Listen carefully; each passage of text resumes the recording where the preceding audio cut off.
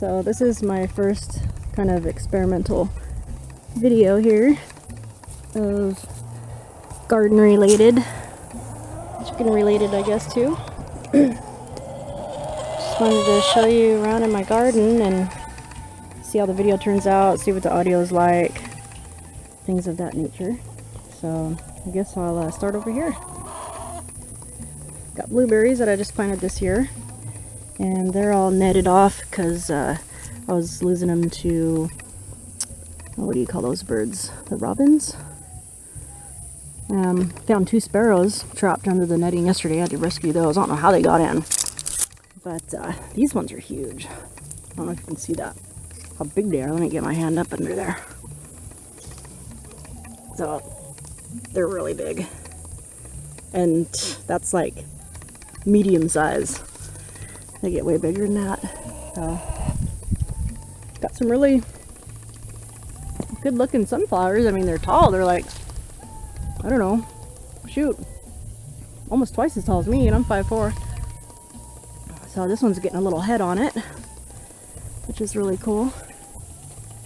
But they're supposed to get super big. They're supposed to get like, I don't know, 12 feet tall with humongous heads full of seeds. So I'm kind of excited to see what they turn into. It looks all small right now, but I think it'll get better. This is my Goodwill find. Looks just like my cat Jinx. Little tuxedo cat.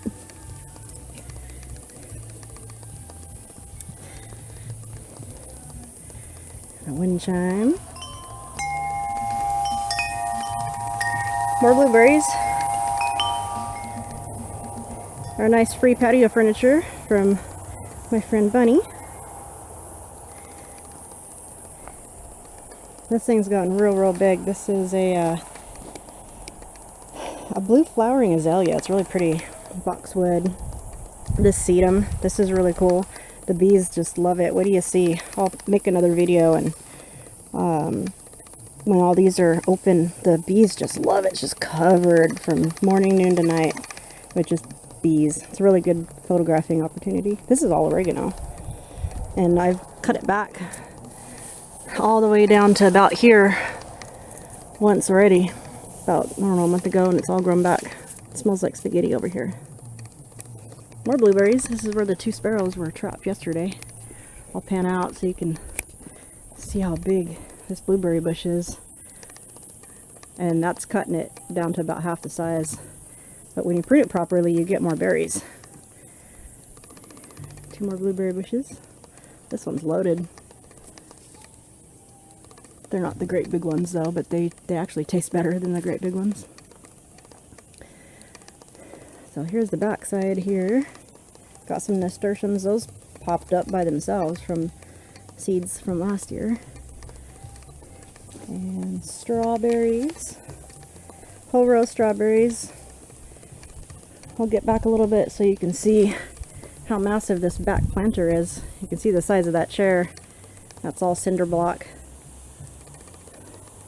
with strawberries all the way around the front and the sides, and then this feathery stuff, ferny stuff I guess, is asparagus. And evidently we planted it last year, and that was the first year, and then this is the second year, and we harvested actually quite a bit, but it's the 3rd year that you can really harvest a whole bunch, and so that's what I'm excited about. You can see all the stalks that I left. Those were all asparagus at one point, and they just kind of all get ferny that you're supposed to leave it and cut it down in the spring, because I guess they use all this foliage to divert energy back into their roots for next year. So kind of, you know, the things you learn as you're a gardener over the years, it's all just really trial and error and research. And this is my very first sunflower. I'm excited. I haven't had sunflowers in so long, and I'll tell you what I did to get sunflowers this year. The reason why I wasn't getting sunflowers was because as soon as the plants would come up, the squirrels, chipmunks, mice, or whatever, they would eat the tops off, or dig them up and eat them. Sometimes even bugs would get to them, like peel bugs or potato bugs. And so what I did, and they're actually still here because I just haven't picked them up yet, but my solution to that was I got these mason jars, or these are jam jars, but I used mason jars too. And I put them over the little seedling, just like, you know, as it popped out the ground, just set it on top of it so nothing could get to it. And until it was a big enough size to where it actually, you know, nothing bothered it anymore. And then I removed the glass after that, and boom, look at all the sunflowers I got now. And those are the huge ones. Those are going to get 12 to 14 feet tall. Gray mammoth stripe, I think is what they're called. Although I'm not sure what's up with that little one right there. So these were all my potatoes. Actually, I dug those up, me and Brian both. 1, 2, and then 3. Those were all full of potatoes. We harvested those already a couple weeks ago. Oh, there's my clippers. I was wondering what those were. Nice. These potatoes are ready for harvest. You can see they're all brown, kind of crumbly. You let them dry out a little bit before you harvest them so the dirt don't stick all to them. But they're just all yellow and kind of sad looking. That's supposed to happen. This is my awesome red bell pepper plant. Let's see. Yep, red beauty. It's got all kinds of bell peppers on it. I've never grown peppers this good before, so I mean, I don't know what I did. Maybe it's just the sun, all the sun heat that we've been having. Or maybe I'm just getting to be a good enough gardener where I've learned all my lessons through trial and error and I know what works. But this is just doing all right. This is a, what was this? A crimson sweet watermelon. You know, I've never had luck with watermelons. These leaves just stay small. It just doesn't look robust. It's just, and I fertilized it 4 days ago and it still doesn't look different. But I mean, it has a watermelon getting there. And then on one more right here. So we'll wait and see. I've got hope for it. Can't lose hope. These are all volunteer pansies from seeds that just kind of decided to live there, I guess. I didn't plant them. Gladiolas. This is a mullein plant. This is actually medicinal. These flowers right up here are yellow. I guess my mom tells me you pick them in the morning, and then when they're fresh, and then you pick them in the evening too. Those flowers right there, and you put it in oil.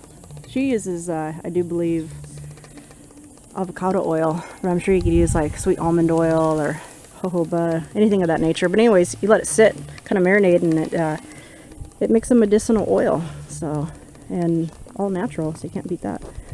So moving along, this is my plant that should be dead, really. I bought it last year at a nursery. It's a Meyer lemon tree. I love Meyer lemons. I drink lemon water every day. It's really good for alkalizing your body, and there's just so many other benefits to it, and it actually tastes good. It makes me drink more water.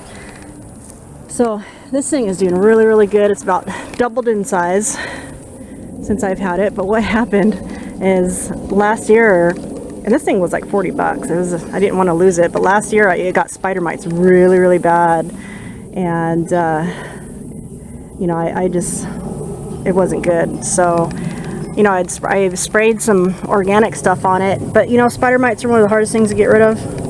Obviously it didn't work, and I gave it to my dad, and yeah,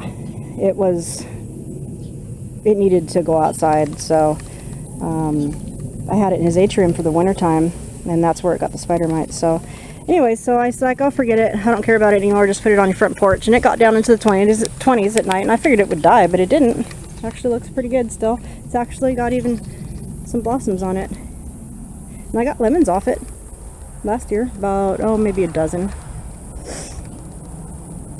Alright, so we'll go along the perimeter here. This is where I had my snap peas and snow peas earlier this spring.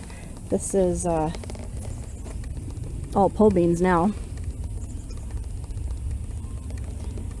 And I do believe they're purple pole beans, but there's some sort of organic. I only plant organic, so there's some sort of organic pole beans, and they're gonna run all the way up these sheets, mesh sheets I got at Home Depot. Ugh, I don't like to go to Lowe's. I like Home Depot better. But anyways, yeah, so they're like $8, but they make great trellises. And I have other uses too for them that I'll show you. So this is my pepper bed here, which is going out of control. I've never grown peppers this good. I planted sedums around the perimeter last year, and they're just really just taking off. They're actually taking over, and I need to, you can get this, and that's all new growth, and you can just pull it off. I'll show you how easy it is. You pull it off just like that, and then you just go find a spot for it, like maybe on this corner here, or actually let's get this bald spot right here. So see that? You just lay it right on top of the dirt like that, and just kind of pat it down. It's better if you water it right after you do it, but I just watered that spot, so it should have enough moisture in it. But that's all you do. It'll totally grow like that and just fill in that whole space and get big and get better. So that's kind of cool. I mean, just like that. I planted that there, I don't know, maybe 3 weeks ago, and it's like it has roots. You can't even like pull it out anymore. So, and that one too. That one's doing really good. So, back to the peppers. I jump around a lot, but that's just something that it just is. So, need to get out in here and do some work. That's for sure. I need to water weed my whole garden pretty soon. This is a bell pepper. Let's see what kind.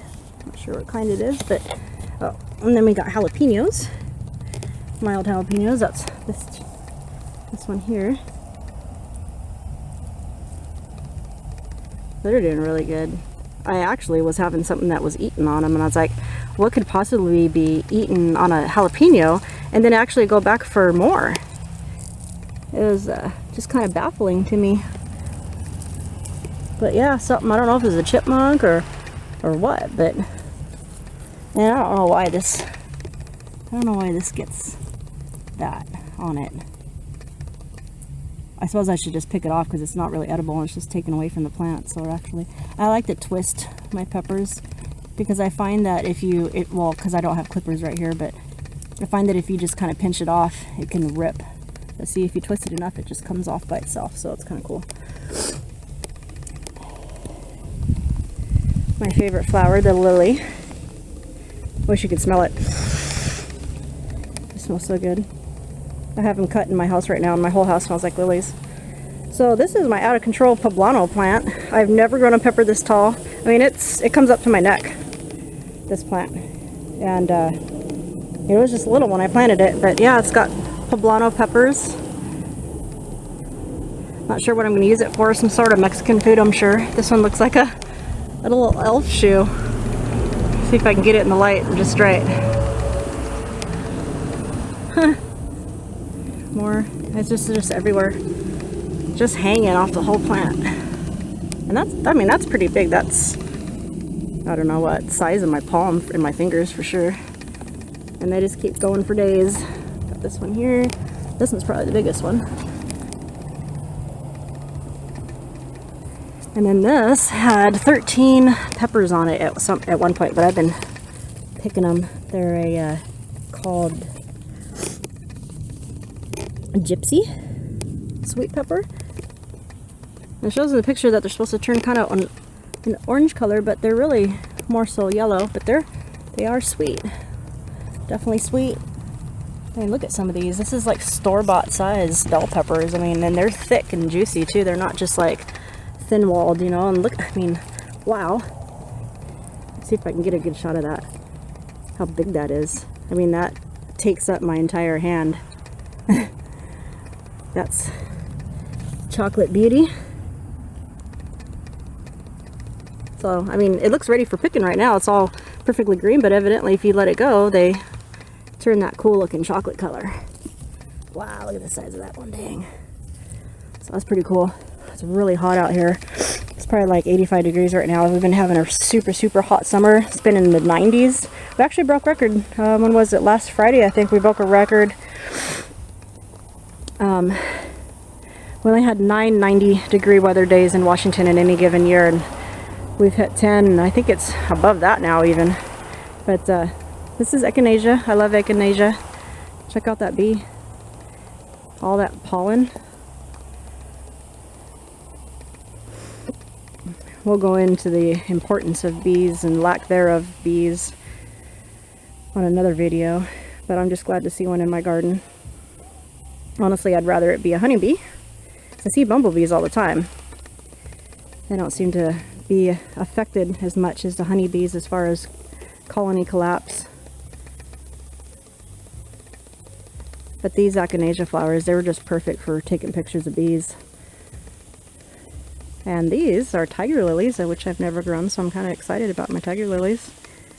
Got neat little spots on it.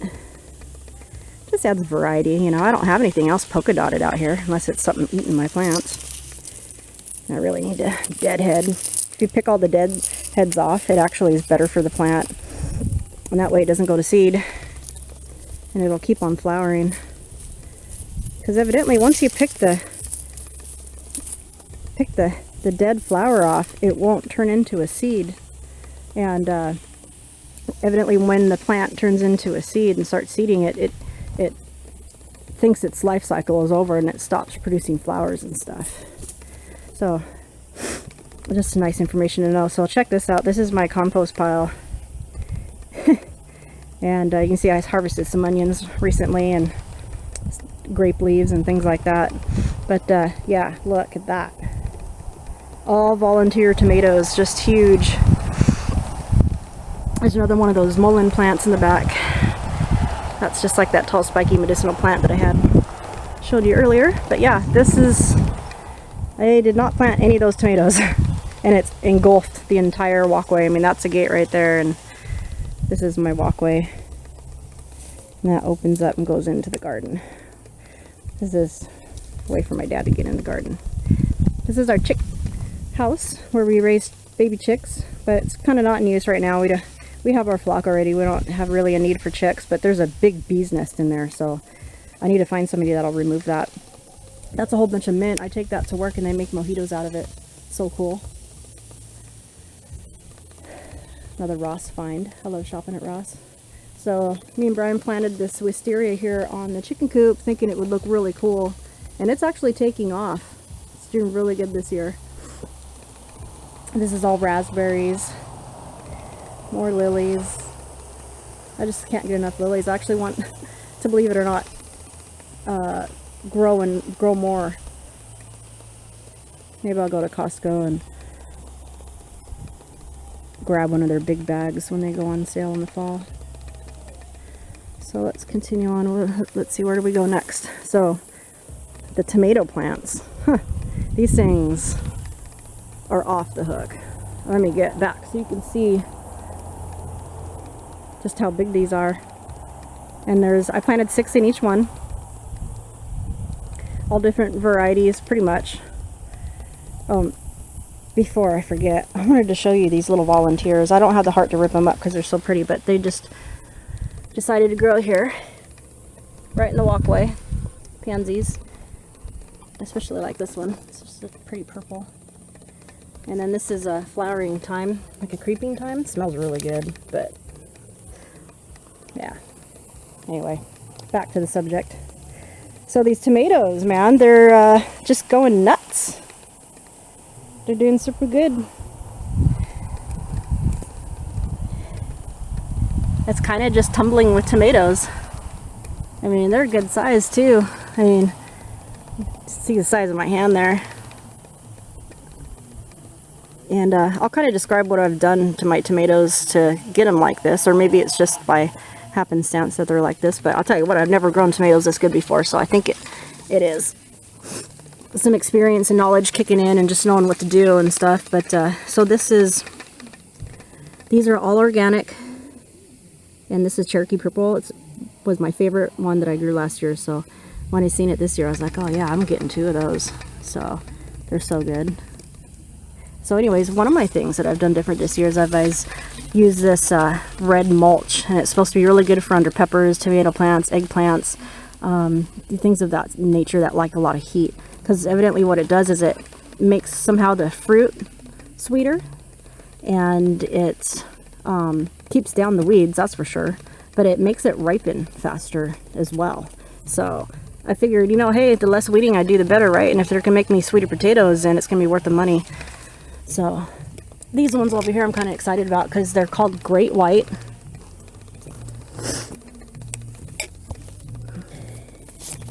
And they're kind of white, but in real life they're more so this color. They're kind of a yellow color, I guess. But you know, I don't know what this is. I don't know what's causing that. I haven't researched it yet. It's happened to some of my other tomato plants before, and I just haven't really bothered to get on the internet and see what actually causes that. I mean, they get plenty of water. I have underground drip irrigation here. You can kind of see the wires that are running, how well you can see that. That's all drip irrigation underneath. But I also water in here too. I flood that out, so they get plenty of water, so I'm not sure why they're doing that. But it's, I mean, you can't eat it. It's like hard, you know. You just got to cut around it. But it's kind of a waste of tomato, so I'd like to know how to prevent it. But, I mean, I've got so many tomatoes. If I lose a few to that, then I mean, I can't bitch. So, more tomatoes. This one is not doing anything wrong. It's got a good bottom on it. It doesn't have no blossom end rot. It's got a good top. There's not all cracked out. And it's doing good. This one I'm excited about because of the color. It's called Dr. Wychee's Yellow. And these are all heirloom organic tomatoes too. And actually, there they are right there. Because they're a darker color than these ones, so that's totally different tomato. Right on. I'm excited. I haven't really picked any of my big tomatoes yet. I've only really had the cherry tomatoes that have been ripening so far. So this is eggplant. And it's actually doing really good. I like the shape. It's different from the eggplant, the regular traditional round eggplant. It's kind of neat. But yeah, it's doing really good. This is the biggest one I've ever grown. I mean, this plant, it's pretty good size. All my other ones have been kind of scrawny. But it's doing good this year. This is another Cherokee Purple. And I mean, it is just loaded. I have to put a picture of this one on Facebook. That's just, and it's getting ripe too. I mean, I don't know, what am I going to do with all these tomatoes? I'm going to definitely, my friends will be happy and my family. I'm not going to give them all away though. I definitely want to make something out of them, and I want to have some sort of preserves. That's another tip I wanted to share too, is those mason jars that I use to put over my sunflowers. I use them for other things too, cucumbers and stuff like that, but when I'm done using them, they serve that purpose, and then I have all these extra jars to do canning in. So it's kind of a win-win. Yeah, that's impressive. So are these. These are my marigolds. But like, have you ever seen so many blooms on one marigold bush? Not me. It's doing really good. But I need a deadhead. I'll show you in a couple weeks. That will fill in the whole area right there. That's what we planted earlier. My one begonia. Oh wait, that's geranium. So this is flowering thyme, creeping thyme, I guess is what you call it. I just watch it grow. I don't really cook with it too much. The bees love it. This one's kind of cool. This is some sort of dianthus. It wasn't even supposed to come back. It was an annual. And I had planted a lot of them. And this was the only one out of two that actually did come back. The other one's behind me. But what a nice surprise. It's like getting a free annual. But yeah, I mean, back to the tomatoes. I didn't even show you this angle.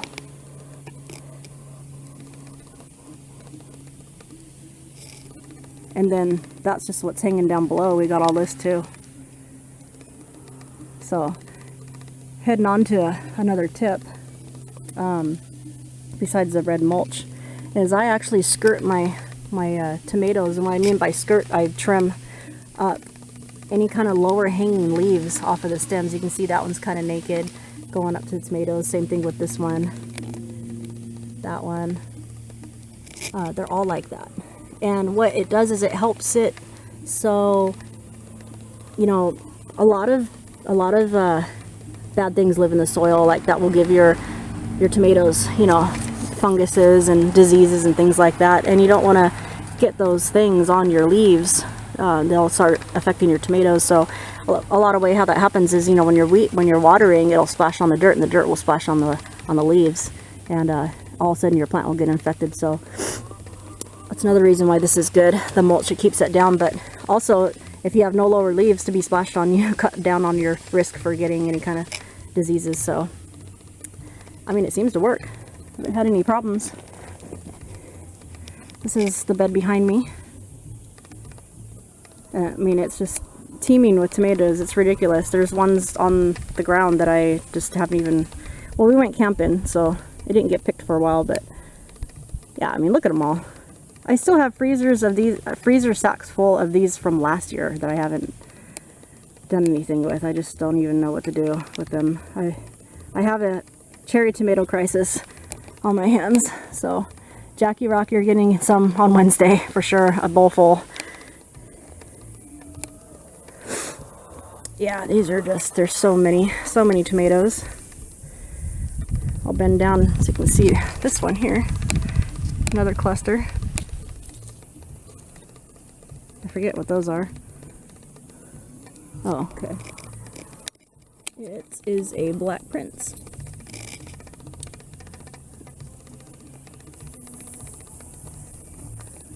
Yeah, and I missed this side too. I didn't even show you this one though.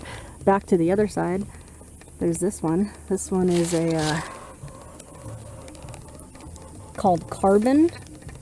You can see it's like a dark, like a burgundy color almost, so that's going to be kind of cool. I love really dark tomatoes. I think they have really good flavor. So that one's really loaded down. More creeping thyme. I like that it's going down.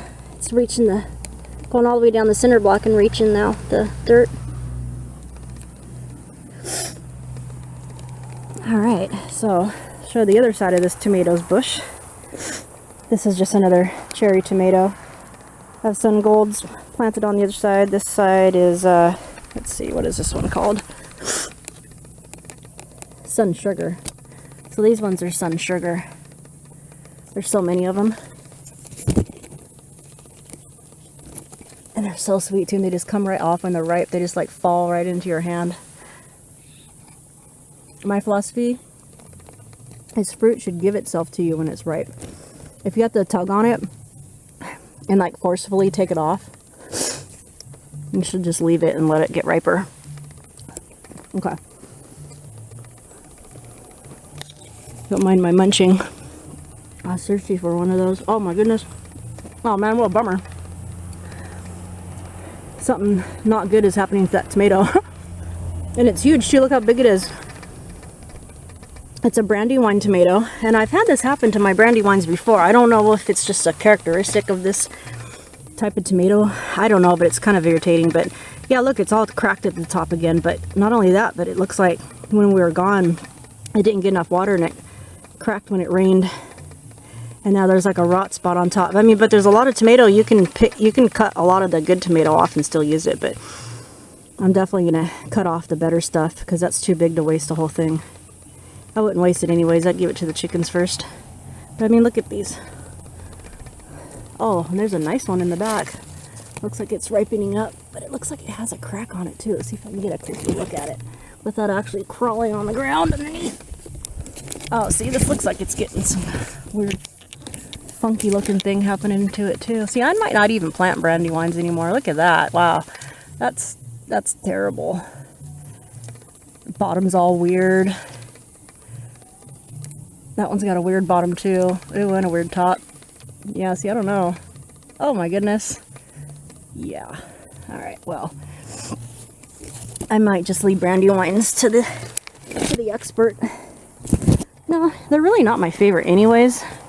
But, you know, hey, everything's trial and error. You don't know until you experiment, right? That's kind of what life is all about, right? You just take one day at a time. You see what works. If something works good, then you repeat it. If it doesn't, then you try not to do it again, and you hopefully learn a lesson. So we've got 4 more beds to go. We're about halfway done, almost. So That's where we came in. It's under the wisteria next to the smoke bush.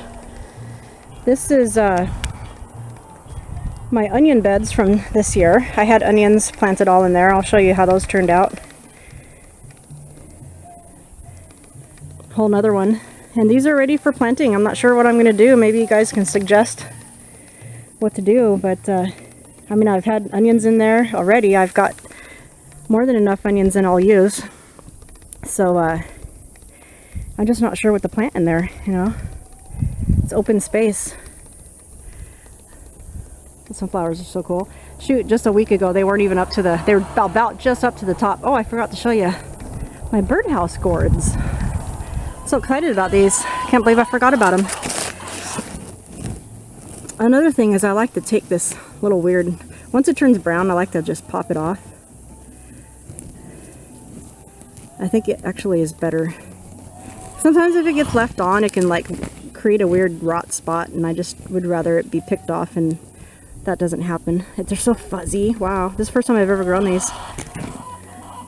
Oh, they're really fuzzy. Weird. They feel good just to like touch it. But so this is, yeah, birdhouse gourds. I'm excited. I'm gonna totally make birdhouses out of them. They if you don't know what they are, it's like a it's almost like you bang on it and it's like wood, you know, and it hollows out. You know, I have one in the house I could probably just show you, but anyways, you drill a hole in it and, you know, hang it, and the birds come in it. So the mist feels good from this. This is my I had carrots growing here. That's a whole nother story. I don't do carrots very good. I don't know, something keeps getting them. It like, they grow perfect, and then, you know, when they're harvestable size, you pick them and they're either like bitter, or they have these weird tunnels running all through them, like a weird rot. And I don't know if it's like a disease or if it's like actually a worm. I have no idea, but I'm kind of done growing carrots, which is a shame because I love homegrown carrots. But I'm not going to grow stuff that doesn't do good for me. You know, after extensive research, I can't figure out what's, you know, I've tried everything, then why even grow it, you know? They're cheap enough to buy anyways. Oh, wow, look. Oh, he just flew off, but it was a honeybee and a bumblebee. That's my volunteer gladiola. Don't ask me how it got there, because I wouldn't have planted that there. And I wouldn't have planted that there right in the middle of the bed either, so. But anyways, yeah, these are my dragon tongue organic green beans. They're awesome. They're the best green beans that I've ever had. They're really cool looking. They're not just traditional green beans. They're kind of flat, and they get super long. They get fat, and they don't get like big seeds until like way bigger than that, you know. So you can let them go before you pick them, and they'll still be good. But yeah, they're so pretty. I had made these rocks too. See, this was my carrot bed. These are just rocks that I painted. And in fact, I think Brian painted this one. So, yeah, this mist feels so good. But yeah, I put these misters on this bed. I put in all my own drip irrigation in this year, and I like the way it works so far. Only, you know, I planted stuff in the outsides, flowers and whatnot on the outsides, and they're not irrigated, so I still have to come out here and water. But at least it's just the outside perimeters and not the entire beds. So those are doing really, really good. Over here, right behind me, this is totally experimental. These are sweet potatoes, which are so good for you. There's those bright orange, tuberish looking potato looking things. Not to be confused with yams. But it's quite a process. You know, you get an organic, you start out with an organic yam, and then you stick, you like, if you ever grown an avocado pit, you know, you stick the toothpicks in the sides and you put it in a shot glass full of water. That's kind of the way you start this. And then it'll grow roots, and it'll get like little sprouts, and then the sprouts eventually turn into like plants, just like this, coming off the side. And then you pick these off, and then you put it in more water, and it then grows its own set of roots. And then when it gets enough roots on it, then you can plant it. And that's what this whole bush is. This all came from, let's see, where does it originate from? Jeez, it's just vining all over the place. I can't even tell. I think it starts right there. I mean, they've gotten really big. So it'll be interesting to see how they grow. I'm not sure what to expect. I haven't researched it yet. I just kind of did it. I haven't really had time or enough curiosity to go online and see how they actually grow the tubers. I'm assuming it's in the dirt, but these little side shoots are coming off, and I don't know if they grow off the side shoots or what, but it's kind of interesting. He says hi. The more volunteer pansies I don't have the heart to rip up, even though they're grown in the walkway.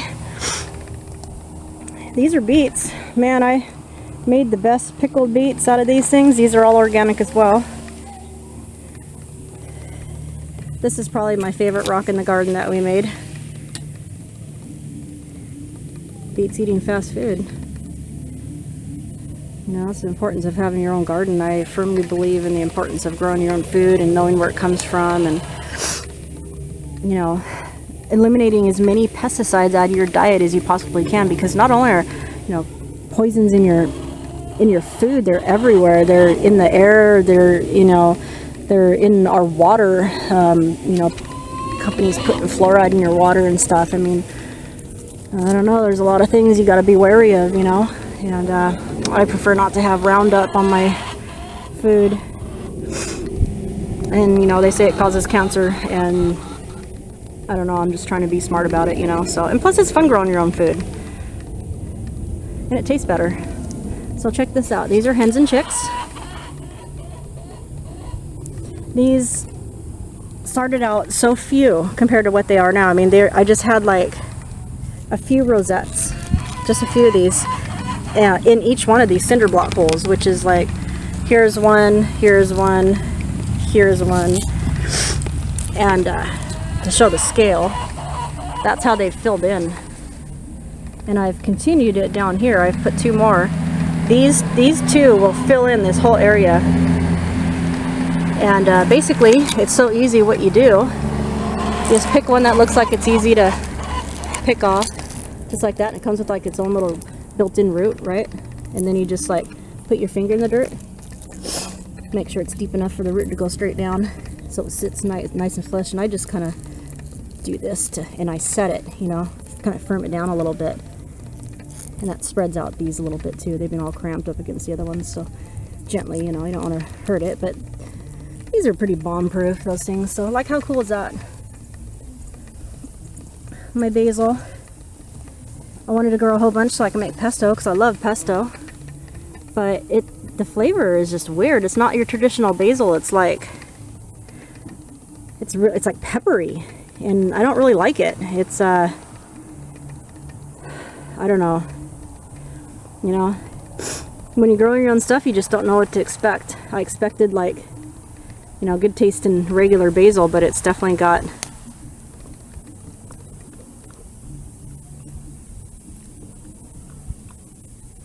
actually, it's not so bad now.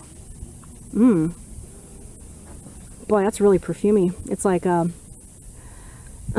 kind of chewing on the leaf a little bit, and it's like I'm almost chewing on like flower petals or something. It's really, really aromatic. Wow. Huh. Here's my mom's. This is where I get painting rocks from. I get it from my mom. She made this little ladybug rock, and it's holding guard right there. Watching so nothing eats my basil plants. I got tons of chives. I love chives. So good on homegrown potatoes with some sour cream, and so good. Some cheese. The chives all chopped up.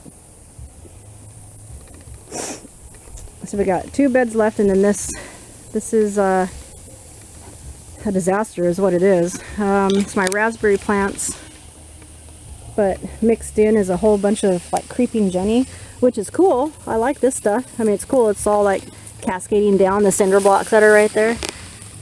But this other stuff I really don't like. And it's buttercup. And it's just taking over everything. I have mint. More mint. I'm really excited about this. I really wanted to see this come to fruition, and that's putting this trellis here and watching the beans grow up it. This one I wanted to divert because I didn't have anything going this way. It seems like all those were occupied, and then like this half wasn't. So this one's gonna go this way, and I want to see kind of what it does, how it reacts to that. But yeah, these are all organic pole beans as well. And it's, I mean, it's a pretty tall trellis. It goes way up there, and then it crosses over. And the cool thing is, the beans will be hanging down, and I can go in there and pick. The beans will be like, pick me. Just all hanging, how else be.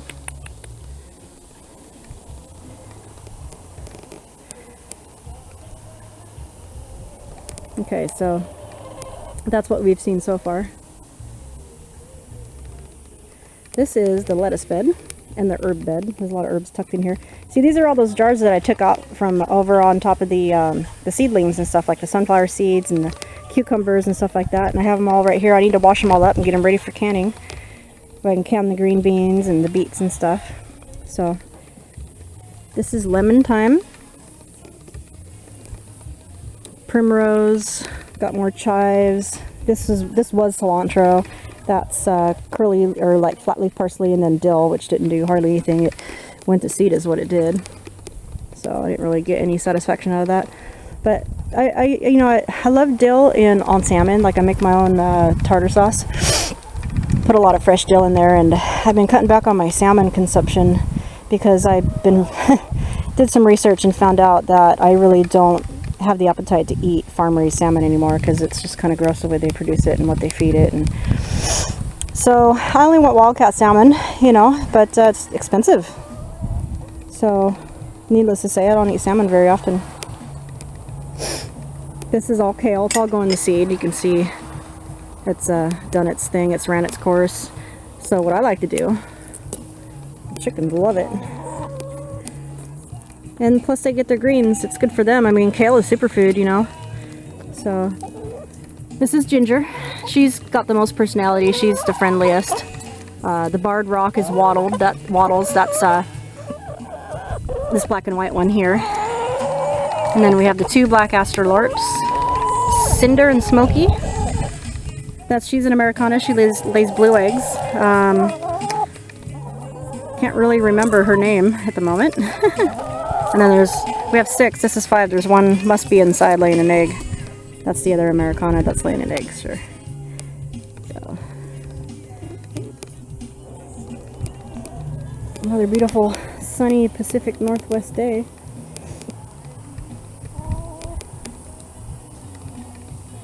This is, wow, that's a big bee. Let's see if I can get this for you. Look at the size of that thing. Ah, flew away. But anyways, this is, that's all golden oregano. I need to really cut that back. We got Swiss chard. All kinds of Swiss chard. But when it gets holes in this, like that, I'd rather just give it to the chickens, you know, and keep the choice ones for myself. So they really love that stuff. And I'll tell you what, man, we get the best eggs when we feed them this stuff. So good for them too. The eggs turn out like a bright orange. Just like that, it's gone. They're like piranhas. I let all this go to seed. This is, it was volunteer parsley, I do believe. So, but now I can get these seeds, and I'll have organic parsley seeds for next year. Maybe I can bring some to work, because I don't really use parsley that much in cooking. I don't really like the taste of it that much. It's okay sprinkled on stuff, but my work uses it all the time, so maybe I'll just grow it for them. Got more thyme, got chives. These chive flowers are great. This is a great little tip. They're so easy to grow, and when they get purple like this, you just pick them straight off. Just like that. And I'll tell you what, man, these are good. These are garlic chives, and they taste like garlic and onion. And you sprinkle these on your salads. Here's another fill-in job that I did with that succulent. See, it's all like totally, that's its home now, and it's doing good. This is chocolate mint. It smells so good. It actually does smell like chocolate mint. I wish you could smell that. It's yummy. So this is the last bed. I got cucumbers that aren't doing that great. I don't know why. They've got, they should be way more than this. They've got this weird thing going on. I don't know. Like I bought them organic. I've been giving them organic fertilizer. They get plenty of water. I don't know what's going on with them. They have some sort of weird, like, just disease that they're just not doing good. And like, if you look at the cucumber, these are supposed to be smooth. These are Japanese smooth, you know. I mean, this is ridiculous. Look at this. I'll pick it off because it ain't gonna make nothing good. But you know those real smooth skinned cucumbers? I think they're called English cucumbers. I just can't get a good shot of this. This camera doesn't really want to focus in that well. But anyways, I mean, it's ridiculous. It's like, it's just so spiky. And it's yellow and it's just not doing good. It's not, I don't know. So, and like, this isn't right. Look at this. This is kind of what it's been growing. Let me get a different angle on this. It's like so spiky and it's supposed to be smooth. It's like the complete opposite of what it's supposed to be. You know, it's hard to even like grab onto it. But like the neck is all smooth and stuff, but the rest of it is just like ridiculous. You could clobber somebody on the side of the head with that. These are pumpkins. These aren't doing that great either. I mean, they're getting lots of foliage and flowers, but they're just, oh wait, here, yeah, we do have a pumpkin, okay. Wow. Okay, that's new. See how it's got that end on it? I like to pick those off. Because sometimes if you don't, it'll like do weird stuff. It'll like rot and stuff, and then it ends up rotting the whole. See it now? See how much cleaner it is? It's like, it looks like a cat butt. But yeah, I'm excited. That's my first pumpkin.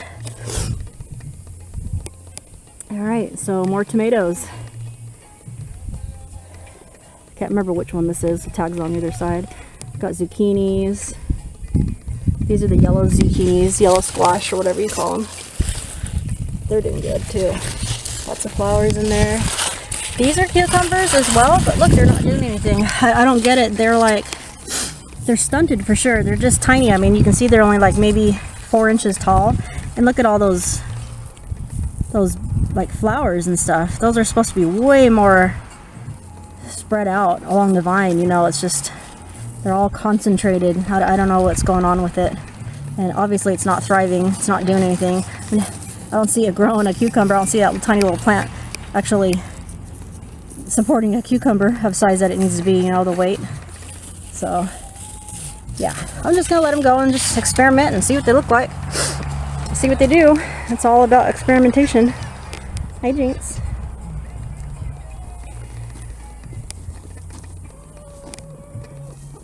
That needs to be taken off. You know, chickens like to eat marigolds too. Alright, well maybe not. Hi, Jinx. This is my cat Jinx, tuxedo cat. He's always dressed up, nowhere to go. Hey. Alright, well, that's pretty much about it. Yeah. There's more cucumbers in there too. Here's another rock I made. Cool as a cucumber.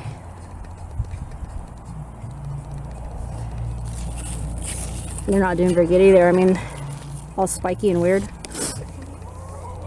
But, yeah.